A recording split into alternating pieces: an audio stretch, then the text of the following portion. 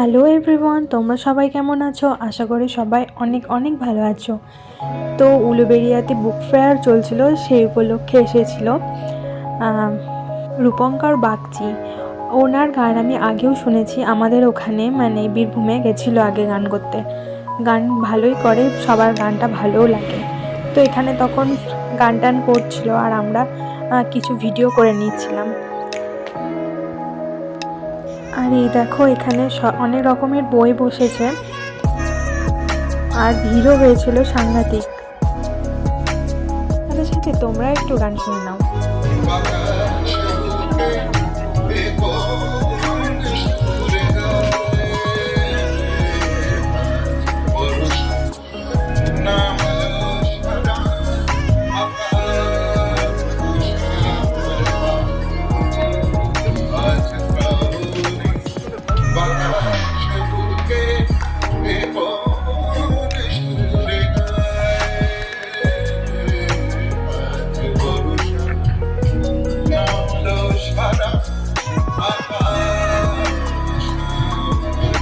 আমার যেহেতু ওখানকার বুক ফেয়ারটা ফার্স্ট টাইম, তো আমার বেশ ভালোই লাগছিল।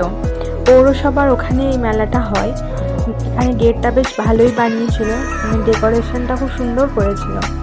আর খুব ভিড় ছিল বেশি, মানে আমরা যখন গিয়ে পৌঁছালাম তখন দেখি যে খুব একটা ভিড় ছিল না, তারপরে মানে আস্তে আস্তে অনেক ভিড় হয়ে গেছিলো। এখানে ইস্কনের মানে মায়াপুর ইস্কন থেকে অনেক রকমের বই এসেছিল আর এসেছিল রাধাকৃষ্ণের ছবি। যাদের যাদের পছন্দ হচ্ছিল তারা কিনছিল। আমাদের বাড়িতে যেহেতু রাধাকৃষ্ণের ছবি আছে সেই জন্য আমরা আর কিনিনি। তো এখানে অনেক রকমের বাচ্চাদের বইয়ের গল্পের বই পাওয়া যাচ্ছিল, অনেক রকম ভূতের বই, হাসির বই অনেক রকম পাওয়া যাচ্ছিল। সেগুলো একটু খুলে খুলে দেখছিলাম, কিন্তু বই কিনিনি আমরা।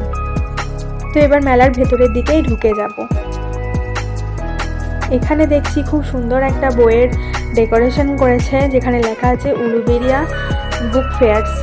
তো খুব সুন্দর লাগছিল, ওখানে অনেকজন ছবি তুললো। এখানে অনেক রকমের পুতুল বসেছিল, যেগুলো দেখতে খুবই সুন্দর লাগছিল। ওখান থেকে পুতুল আমি কিনিনি, কিন্তু ওই যে পাখির বাসার মতন ছিল না, ঝোলানো টাইপের, ওটা একটা কিনেছিলাম।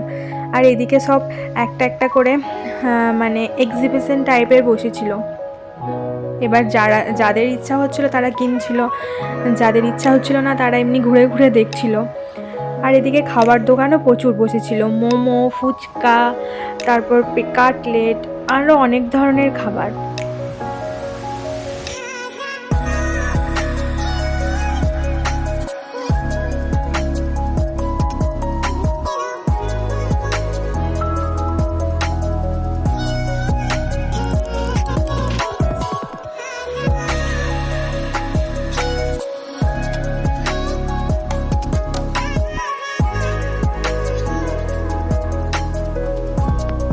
এখানে অনেক রকমের কাঠের টেবিল বিক্রি করছিল, যেগুলো দেখতে খুবই আকর্ষণীয় লাগছিল।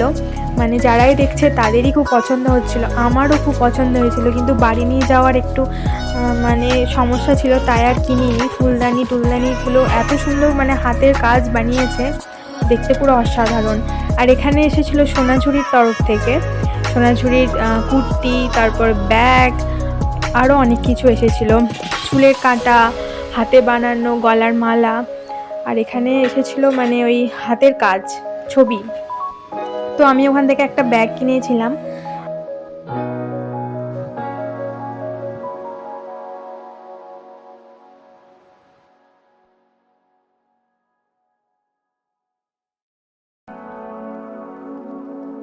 তারপরে চলে গেছিলাম দেখতে যে অনেকে হাতের কাজ করেছে, খুবই সুন্দর, মানে নিজের হাতে এগুলো আর্ট করা, এত সুন্দর লাগছিল দেখতে, তাই একটুখানি ভিডিও করে নিয়েছিলাম আমি।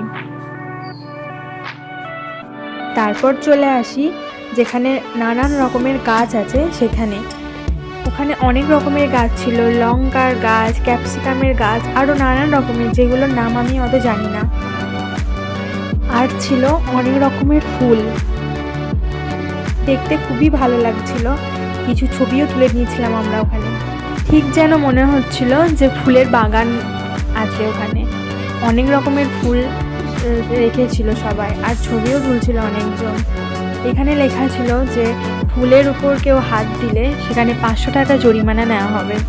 সেই ভয়ে আরও আমি হাত দিতে পারছিলাম না।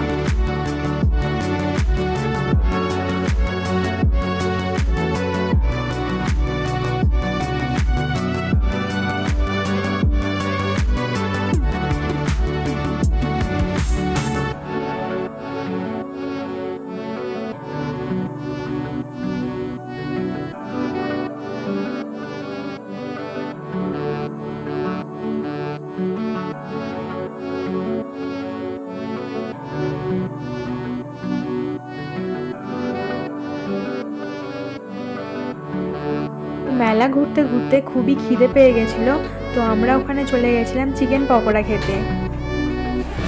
খানিকক্ষণ ওয়েট করতে বললো, কারণ করতে একটু সময় লেগেছিল ওদের। তারপর দিয়ে দিল গরম গরম চিকেন পকোড়া।